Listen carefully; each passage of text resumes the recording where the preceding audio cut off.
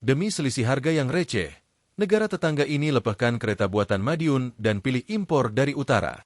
Tapi saat musim dingin ekstrim tiba, kereta murah itu membeku dan mati total di tengah rel. Penumpang menggigil, pemerintah panik, dan akhirnya mereka harus mengakui kehebatan teknologi anti beku buatan Indonesia. Mau tahu rahasia dapur PT Inka yang bikin dunia melongo? Langsung subscribe sebelum kita bongkar tuntas kisahnya. Keheningan sebelum badai Madiun, Jawa Timur. 1 tahun yang lalu, matahari tropis bersinar terik di atas kompleks pabrik raksasa PT Inka, industri kereta api. Suara bising gerinda, dentuman pres baja, dan percikan api las adalah musik sehari-hari bagi ribuan anak bangsa yang bekerja di sana. Di trek uji coba sepanjang 2 km, sebuah rangkaian kereta berwarna merah putih melaju mulus, suaranya halus nyaris tak terdengar. Di dalam ruang rapat eksekutif yang dingin, Rian Hidayat, Kepala Divisi Desain Teknologi PT Inka, berdiri menghadap jendela. Ia baru saja kembali dari sholat zuhur. Wajahnya masih basah oleh air wudhu yang menyejukkan. Di belakangnya, layar proyektor menampilkan desain 3D sebuah trainset futuristik dengan kode nama Bima X100, kereta pesanan khusus untuk negara Vostokvia, sebuah negara di Eropa Timur yang terkenal dengan musim dinginnya yang ganas.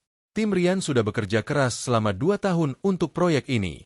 Mereka melakukan riset mendalam, bahkan mengirim tim ke Siberia hanya untuk mempelajari bagaimana baja bereaksi terhadap suhu minus 40 derajat. Bima X100 bukan sekadar kereta. Itu adalah mahakarya adaptasi teknologi tropis untuk menaklukkan kutub. Rian yakin, presentasi final hari ini hanyalah formalitas sebelum produksi massal dimulai. Namun, keyakinan itu runtuh saat pintu ruang rapat terbuka. Tamu tak diundang Dimitri, perwakilan teknis Vostokvia yang selama ini menjadi mitra diskusi Rian, masuk dengan wajah tertunduk. Ia tidak menyapa dengan, "Selamat siang, Mas Rian," yang fasih seperti biasanya. Ia diam, matanya menghindari tatapan Rian. Di belakang Dimitri, melangkah masuk seorang pria jangkung dengan setelan jas abu-abu mahal dan rambut disisir klimis.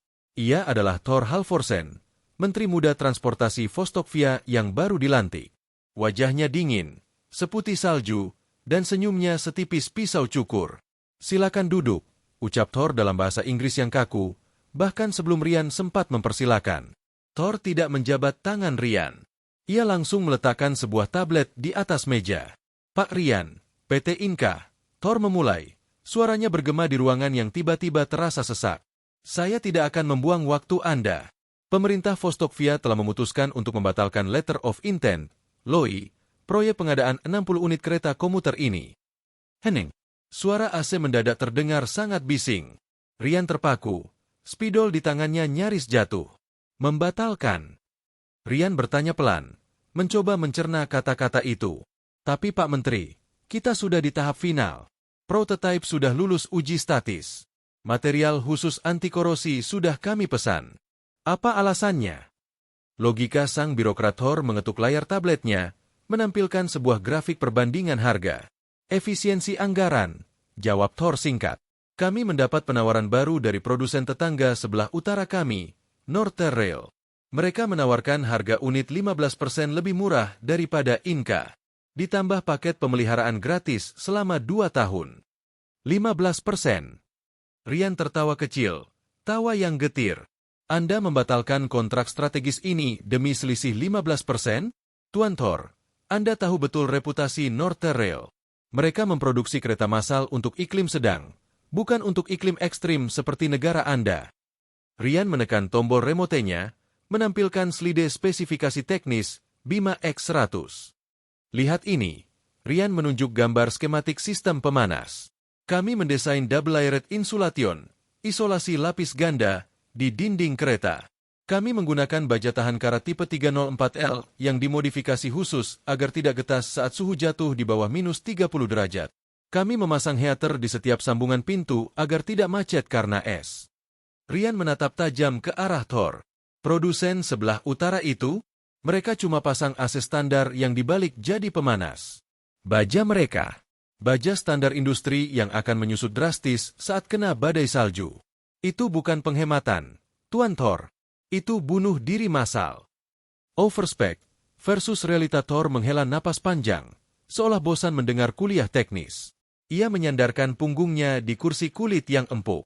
Itulah masalah kalian, orang Indonesia, cibir Thor. Kalian terlalu paranoid. Kalian menyebutnya kualitas. Kami menyebutnya overspec, spesifikasi yang berlebihan. Thor berdiri, berjalan memutari meja. Musim dingin di negara kami memang dingin, tapi tidak sedingin Mars, Pak Rian. Kalian mendesain kereta seolah-olah akan dipakai perang di Antartika. Baja khusus, isolasi ganda, itu semua biaya yang tidak perlu. Rakyat kami butuh transportasi murah, bukan benteng berjalan. Kereta dari utara itu, lanjut Thor, desainnya ramping, modern, dan yang paling penting, murah. Mereka menjamin kereta itu bisa jalan. Dan bagi kami, jaminan di atas kertas sudah cukup. Kertas bisa ditulis apa saja. Bantah Rian, suaranya meninggi. Darah Jawanya yang biasanya tenang kini mendidih. Tapi fisika tidak bisa disogok. Saat badai blizzard datang, kertas jaminan itu tidak akan menghangatkan penumpang yang membeku. Cukup. Thor membentak, memotong argumen Rian. Keputusan sudah final. Kontrak diberikan ke Northern. Kami akan membayar denda pembatalan sesuai klausul. Terima kasih atas waktunya. Peringatan terakhir Thor merapikan jasnya, bersiap pergi. Dimitri, yang sedari tadi diam, menatap Rian dengan pandangan penuh penyesalan, mulutnya terkunci rapat. Rian menarik napas dalam, menahan emosinya. Ia tahu percuma berdebat dengan orang yang hanya melihat angka di Excel.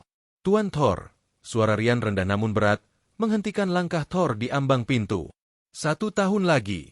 Tunggu 1 tahun lagi. Thor menoleh. Alisnya terangkat sebelah. Apa maksudmu? Alam punya cara kejam untuk menguji kesombongan, ucap Rian dingin. Saat musim dingin terburuk datang, dan itu pasti datang, saat rel kereta tertutup es setebal beton, dan saat kereta murah kebanggaan Anda mati total di tengah hutan pinus yang gelap, jangan telepon kami. Thor tertawa renyah. Jangan khawatir, Pak Rian.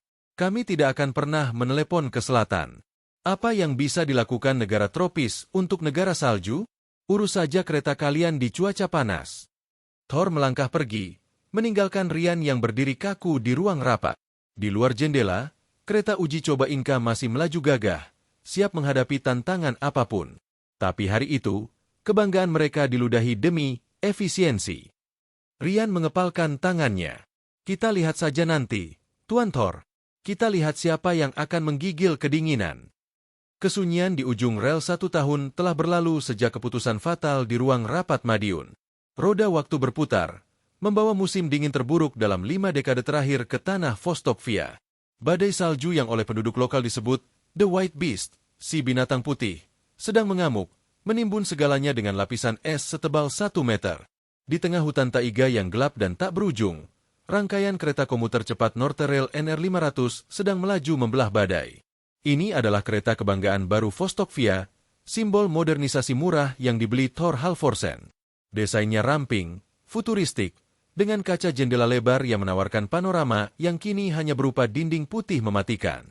Di dalam kabin masinis, Sergei, seorang veteran rel berusia 55 tahun, menyipitkan mata menembus kaca depan yang mulai buram. Wiper pembersih kaca berdecit putus asa, berjuang menyapu butiran es yang menghantam seperti peluru. Sergei tidak menyukai kereta ini sejak hari pertama. Terlalu banyak plastik, terlalu banyak layar sentuh, dan terlalu ringkih. Rasanya seperti mengendarai mainan mahal di medan perang.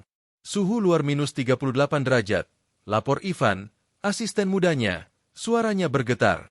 Pemanas kabin bekerja maksimal, tapi suhu di dalam sini cuma 18 derajat. Isolasi dindingnya payah, Pak. Sergei mendengus. Bukan cuma dindingnya, Ivan. Dengarkan suaranya. Di luar deru angin, terdengar suara gesekan logam yang tidak wajar dari bawah lantai. Kria, geledah. Suara baja yang menyusut drastis karena dingin, membuat sambungan bogie, roda kereta, menjadi kaku. Kereta ini menggigil. Kegagalan sistemik jauh di gerbong penumpang nomor 4. Elena, seorang kondektur, berusaha menenangkan bayi yang menangis. Kereta penuh sesak. Pekerja kantor yang ingin pulang, mahasiswa, dan lansia. Mereka masih tersenyum, percaya pada teknologi impor dari utara yang katanya canggih itu. Namun, Elena merasakan sesuatu yang aneh. Uap napasnya mulai terlihat jelas. Ia menyentuh dinding dalam kereta. Dingin. Sangat dingin. Seharusnya, dinding kereta memiliki lapisan isolasi termal yang menahan suhu tubuh kereta. Tapi Rian Hidayat dulu pernah memperingatkan tentang isolasi lapis ganda yang dibuang demi penghematan biaya. Akibatnya, dinding kereta Northrail kini bertindak seperti heatsink raksasa, menyerap panas dari dalam kabin dan membuangnya keluar. Tiba-tiba, lampu kabin berkedip. ZZZTT. Pet. Lampu utama mati, digantikan lampu darurat yang remang-remang. Suara dengungan halus sistem HVAC, pemanas, berhenti total. Keheningan yang mengerikan menyelimuti gerbong, hanya dipecahkan oleh suara angin yang menderu di luar. "Kenapa lampunya mati?" tanya seorang penumpang dengan nada panik. "Mungkin cuma gangguan sebentar," jawab Elena, meski hatinya mencelos. Maut mengintai di atas atap kembali di kabin masinis. Sergei melihat indikator tegangan listrik jatuh ke nol. "Pantograf," teriak Sergei. "Cek kamera atap." Ivan mengalihkan layar monitor ke kamera eksternal. Gambar yang muncul buram, tapi cukup jelas untuk membuat darah mereka berhenti mengalir. Pantograf, lengan besi di atap kereta yang mengambil listrik dari kabel atas, telah patah. Bukan karena tertimpa pohon, tapi karena material besinya menjadi getas, rapuh, akibat suhu ekstrim. Saat kereta berguncang sedikit keras, logam yang sudah membeku itu patah seperti kerupuk. Tanpa pantograf, tidak ada listrik. Tanpa listrik, tidak ada mesin. Tidak ada pemanas. Kereta NR500 itu melambat, meluncur tanpa tenaga, hingga akhirnya berhenti total di kilometer 408. Tepat di tengah hutan pinus antah berantah, 60 km dari stasiun terdekat, di tengah badai salju abadi. Fisika bencana, peti mati kaca, coba restart. Gunakan baterai cadangan, perintah Sergei. Ivan menekan tombol darurat. Tidak ada respon. Baterainya, indikatornya mati, Pak. Elektrolit baterainya membeku. Baterai ini tidak didesain untuk suhu di bawah minus 20. Sergei memukul panel kendali dengan frustrasi. Kereta sampah. Mereka mengirim mainan plastik ke neraka es. Di gerbong penumpang, suhu turun drastis. Dalam 10 menit, suhu kabin anjlok dari 18 derajat menjadi minus 5 derajat. Tanpa isolasi yang layak, kereta ini tidak bisa menahan panas sama sekali. Kaca-kaca jendela yang lebar dan tipis, yang dibanggakan karena estetikanya, kini menjadi celah kematian. Bunga es mulai merambat di bagian dalam kaca. Penumpang mulai panik. Mereka merapatkan jaket, berpelukan. Napas mereka mengepul tebal seperti asap pabrik. "Pintunya!" teriak seseorang yang mencoba keluar. "Pintunya macet." Sistem pintu pneumatik telah membeku. Karet sil pintu yang murahan menjadi keras seperti batu dan merekat kuat pada bingkai logam. Mereka terkunci, terjebak di dalam tabung logam yang perlahan berubah menjadi freezer raksasa.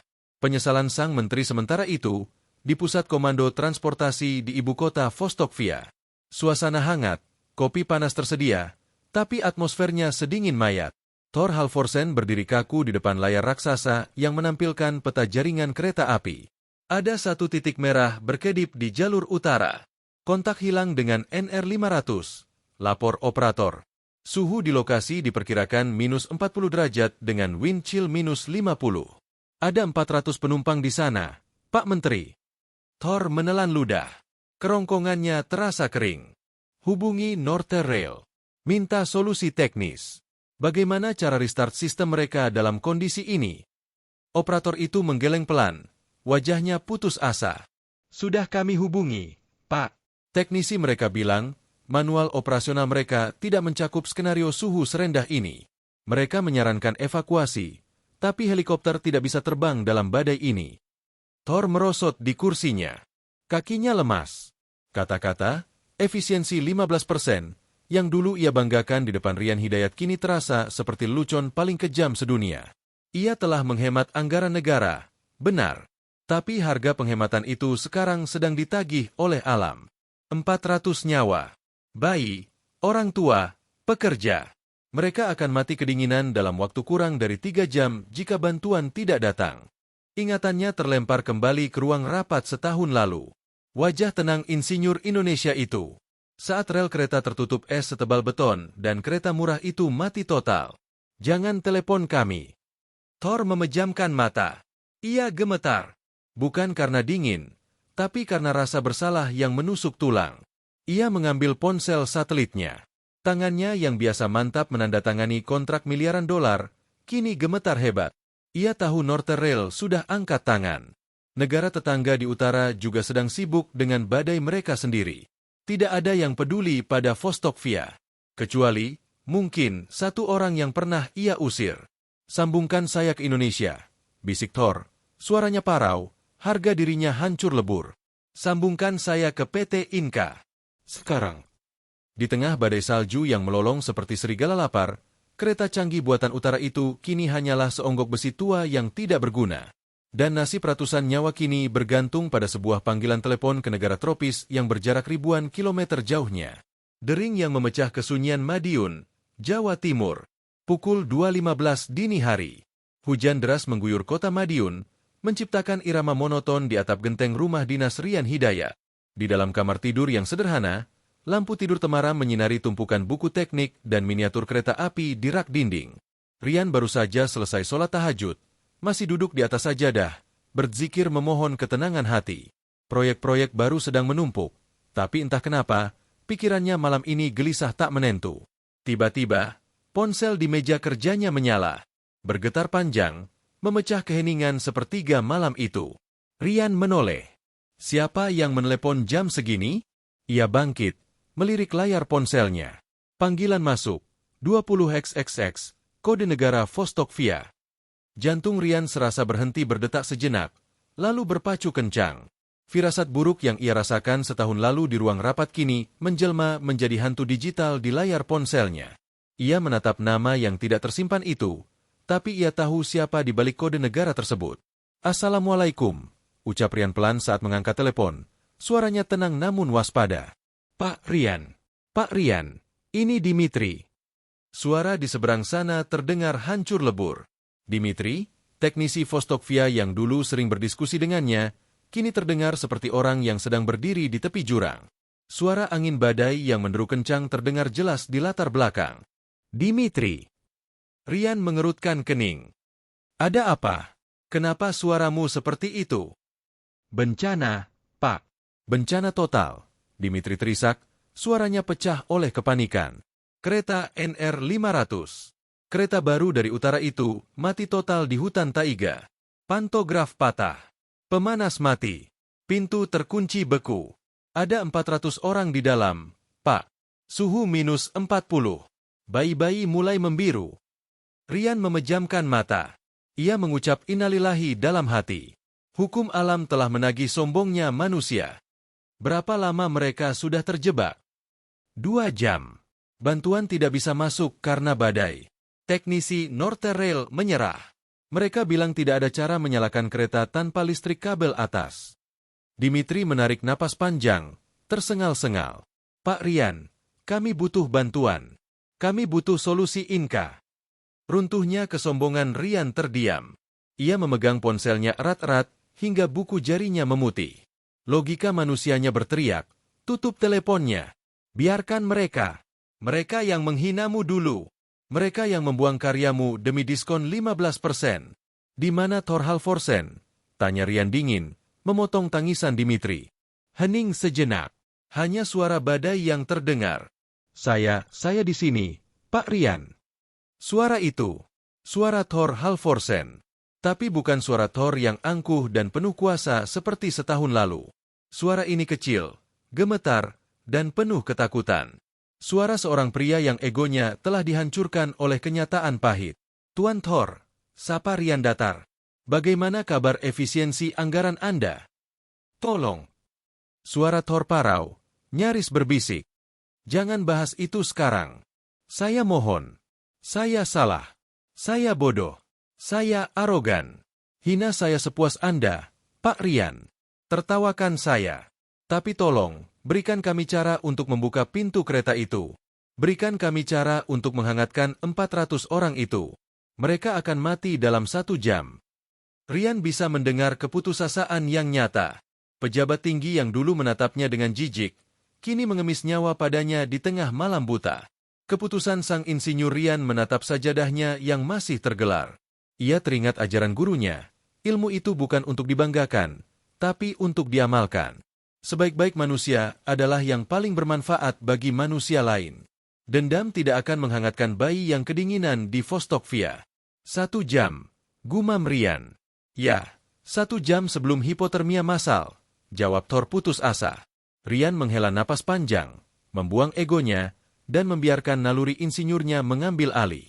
Baik, dengarkan saya baik-baik, Tuan Thor. Saya tidak bisa mengirim kereta ke sana sekarang. Tapi saya bisa mengirim otak kereta kami. Apa maksud Anda? Kereta Northerail itu sistemnya tertutup.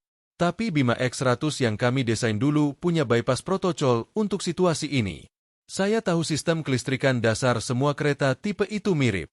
Kami bisa memandu teknisi Anda untuk melakukan hotwire darurat menggunakan generator eksternal. Tapi teknisi kami tidak paham skemanya, seru Thor. Makanya saya akan datang, potong Rian tegas. Bukan fisik saya, tapi tim saya. Siapkan koneksi satelit video ke lokasi kejadian. Sekarang. Mengumpulkan pasukan elit pukul 2.45 dini hari.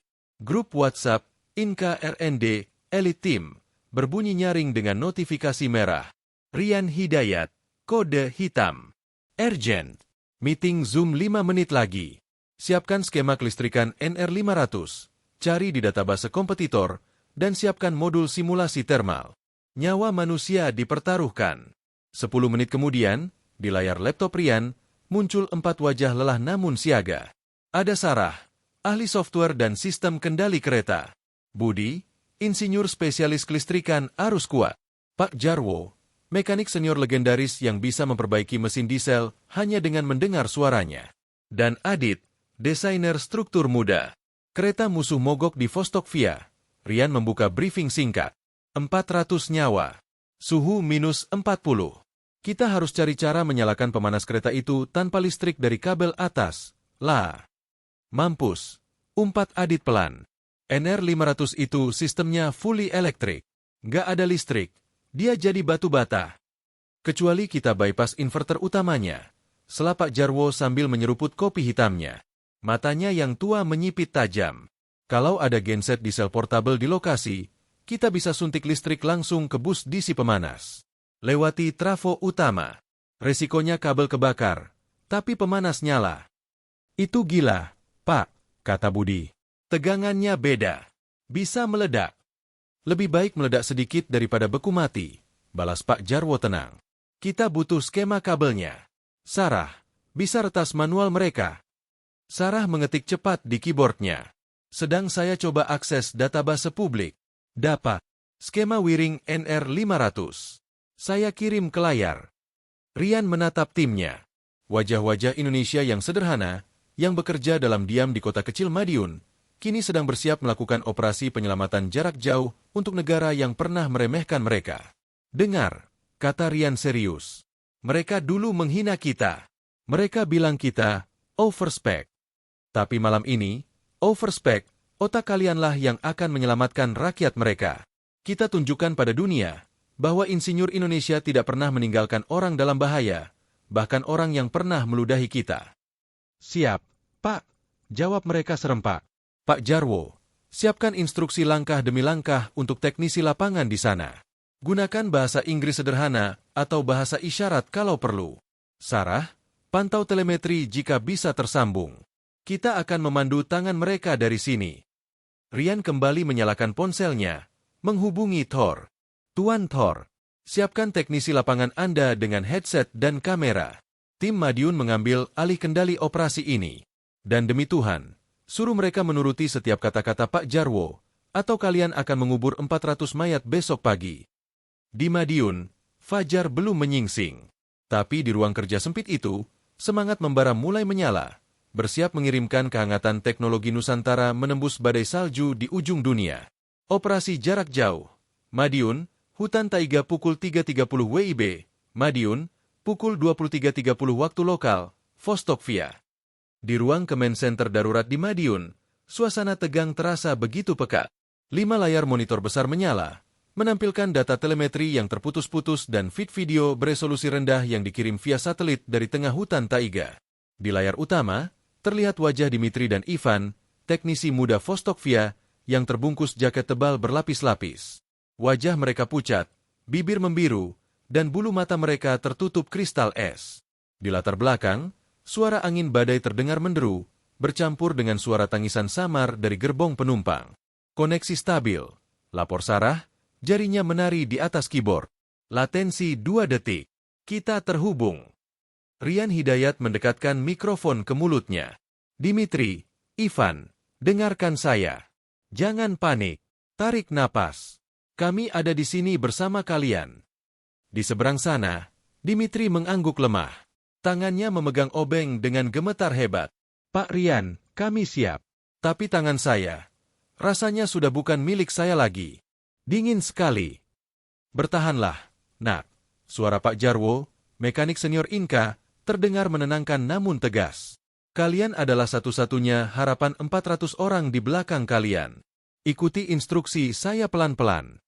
Diagnosis mematikan. Rian menatap skema kelistrikan kereta Northern yang berhasil didapatkan timnya. Skema itu rumit, penuh dengan sensor keamanan berlapis yang justru menjadi bumerang di cuaca ekstrim. Sistem Northern mengunci semua sirkuit pemanas kalau tegangan input dari pantograf hilang. Jelas Budi, ahli kelistrikan. Mereka pakai logic gate digital. Kalau kita cuma colok genset ke soket auxiliary, komputer akan menolaknya karena dianggap sumber daya tidak stabil.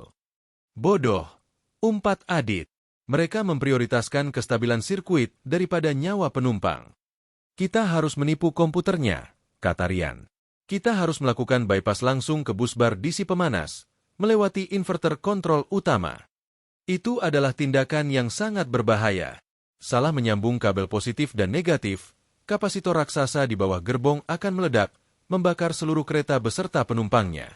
Dan mereka harus memandu 2 teknisi yang sedang hipotermia untuk melakukannya di tengah badai salju yang gelap gulita. Operasi bedah jantung kereta. Dimitri, panggil Rian. Buka panel akses di bawah gerbong nomor 3. Di sana ada kotak terminal utama, main terminal box. Di layar, terlihat Dimitri dan Ivan merangkak di bawah kolong kereta, di atas rel yang tertutup salju setebal lutut. Dengan susah payah, mereka membuka panel besi yang sudah membeku. Ivan harus memukul gemboknya dengan palu 5 kali sebelum pecah. Terbuka, lapor Dimitri, napasnya mengepul tebal di depan lensa kamera helm. Oke, kamu lihat 3 kabel besar? Merah, kuning, hitam? Tanya Pak Jarwo. Ya, ada lapisan es di kabelnya. Kupas isolasi kabel merah dan hitam. Hati-hati, kabel itu kerasnya minta ampun sekarang. Instruksi Pak Jarwo. Di Madiun, seluruh tim menahan napas. Mereka melihat Ivan mengeluarkan tang potong. Tangan anak itu gemetar begitu hebat, hingga tang itu hampir jatuh 2 kali. Ivan, fokus. Suara Pak Jarwo lembut seperti seorang ayah. Bayangkan kamu sedang memotong kabel speaker di rumah yang hangat. Pelan-pelan. Isolasi terkelupas. Tembaga kabel terlihat berkilau di tengah kegelapan kolong kereta. Momen krisis. Genset versus komputer sekarang bagian tersulit.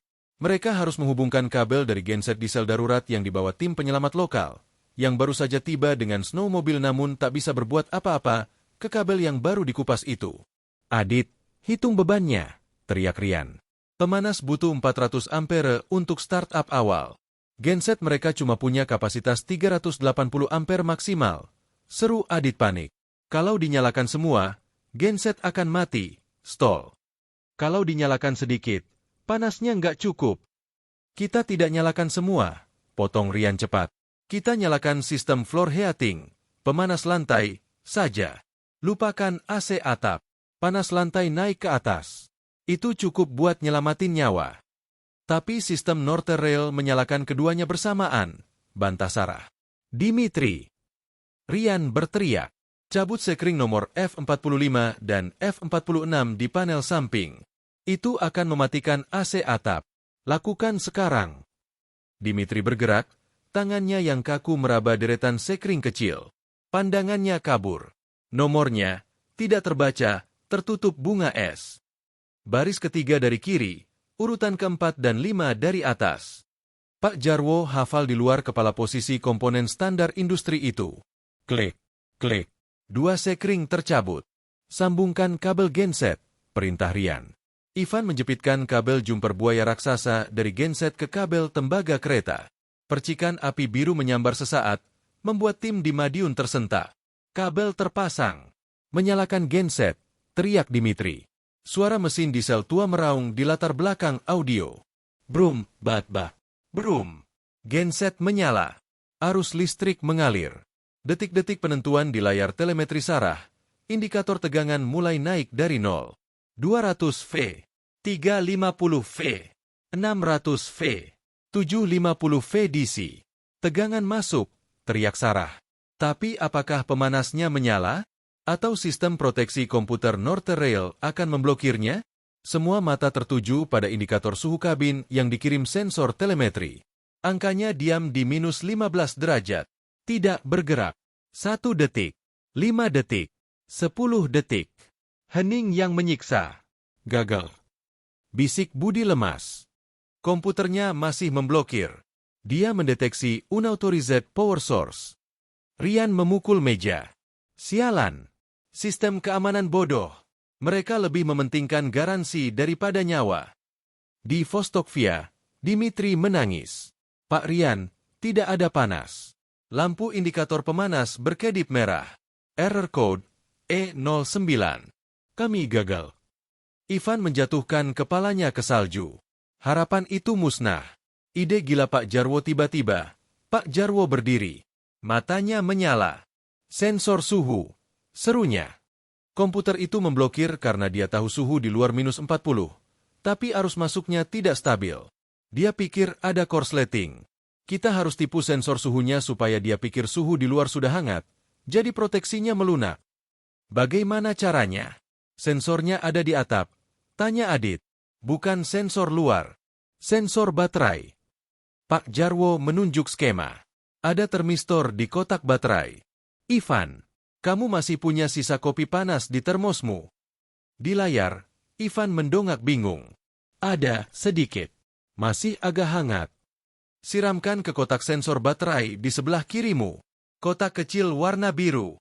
Sekarang. Itu perintah paling absurd yang pernah didengar. Menyiram kopi ke peralatan elektronik canggih. Tapi Ivan tidak punya pilihan. Ia mengambil termosnya, membuka tutupnya dengan gigi, dan menyiramkan sisa cairan hitam itu ke kotak sensor. Keajaiban kopi Madiun di layar monitor Sarah, data suhu baterai melonjak palsu. Dari minus 20 menjadi positif 30 derajat dalam sedetik. Komputer kereta tertipu. Ia berpikir, baterai sudah hangat dan aman untuk menerima daya darurat. Klak. Suara kontaktor raksasa menutup terdengar bahkan lewat mikrofon Dimitri. Lampu indikator pemanas berubah dari merah berkedip menjadi hijau solid. Di layar telemetri, grafik suhu kabin mulai merangkak naik. Minus 14. Minus 13. Minus 10. Naik. Suhunya naik. Teriak Sarah histeris. Di video, Dimitri dan Ivan berpelukan di tengah salju, menangis meraung-raung. Di dalam gerbong, lampu darurat menyala lebih terang. Dan yang paling penting, lantai kereta mulai terasa hangat. Lantai menghangat, lapor Dimitri lewat radio, suaranya penuh euforia. Penumpang mulai merasakan panasnya. Bayi-bayi berhenti menangis. Di Madiun, ruang Command Center meledak dengan sorak-sorai. Adit melempar kertas ke udara. Budi memeluk Sarah. Pak Jarwo menyeka sudut matanya dengan ujung lengan baju batiknya yang lusuh. Rian Hidayat merosot di kursinya, menghembuskan napas panjang yang telah ia tahan selama 1 jam.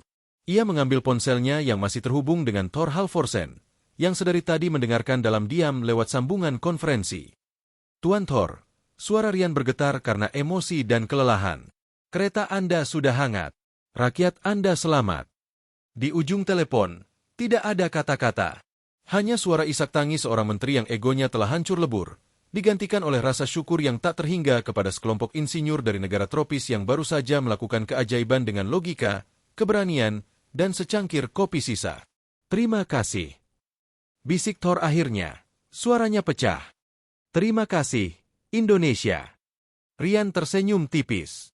Malam itu, di tengah hutan beku Vostokvia, overspec, dan kecerdikan jalanan ala Indonesia telah mengalahkan teknologi kaku yang mahal. Panggung kehormatan di Berlin 6 bulan telah berlalu sejak malam yang membekukan di hutan taiga. Latar cerita kini berpindah ke Berlin, Jerman, kota tempat teknologi perkeretaapian dunia berkiblat. Gedung Messe Berlin yang futuristik dipenuhi ribuan delegasi dalam ajang InnoTrans, pameran teknologi transportasi terbesar di dunia.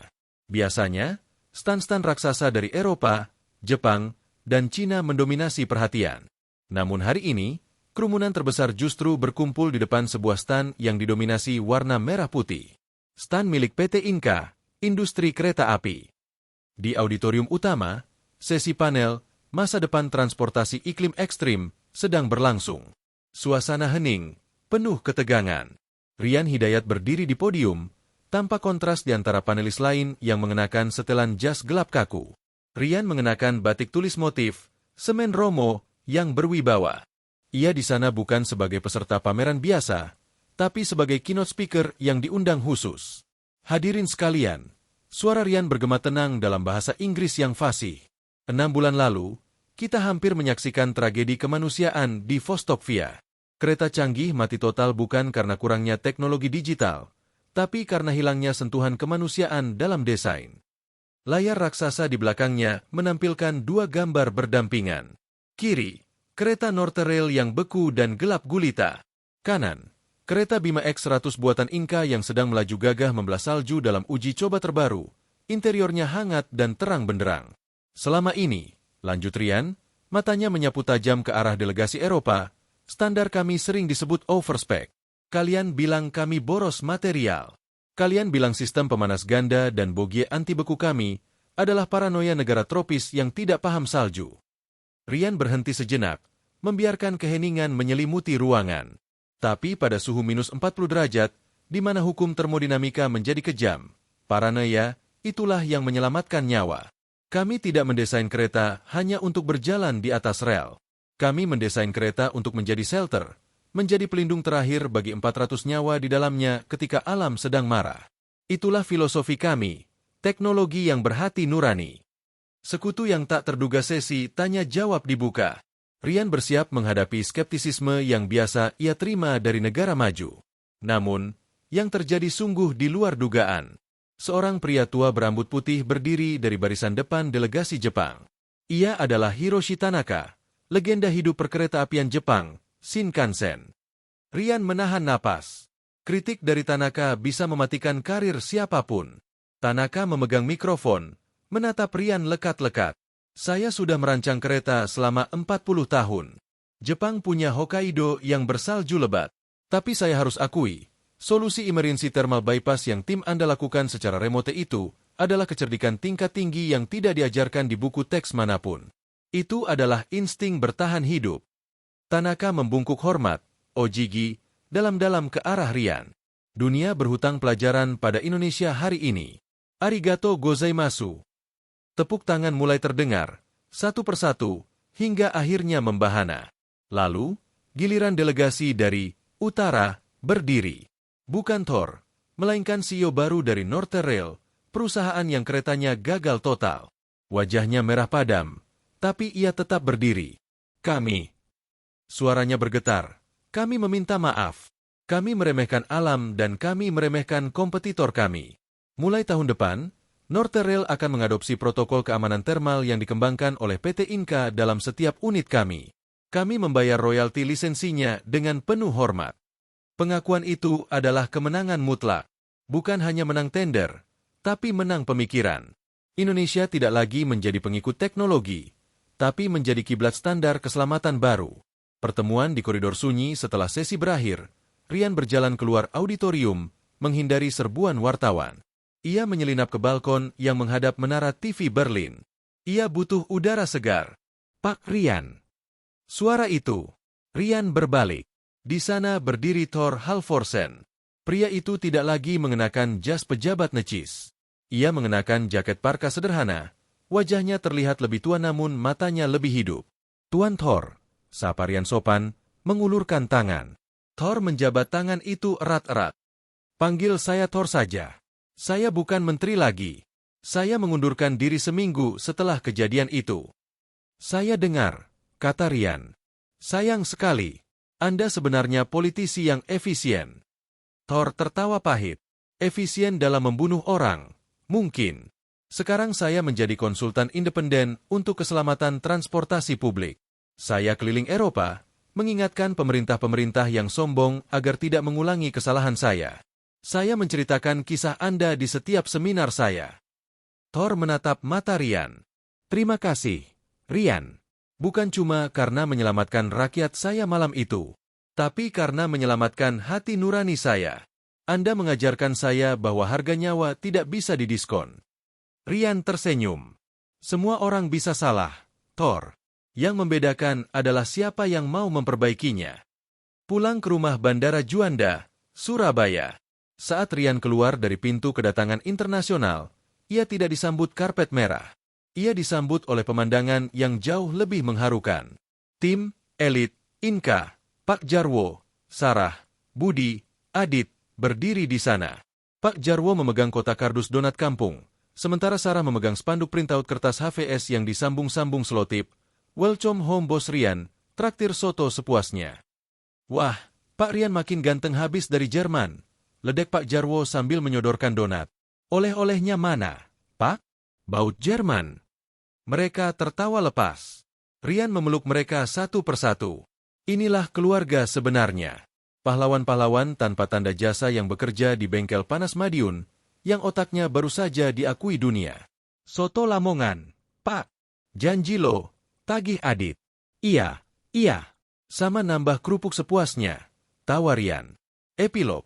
Warisan sang insinyur 6 bulan kemudian, di trek uji coba PT Inka, Madiun. Ryan berdiri memandang rangkaian kereta baru yang sedang diuji. Bima X100 Generation 2. Di bodinya, tertempel logo bendera Vostokvia bersanding dengan merah putih. Kontrak itu kembali.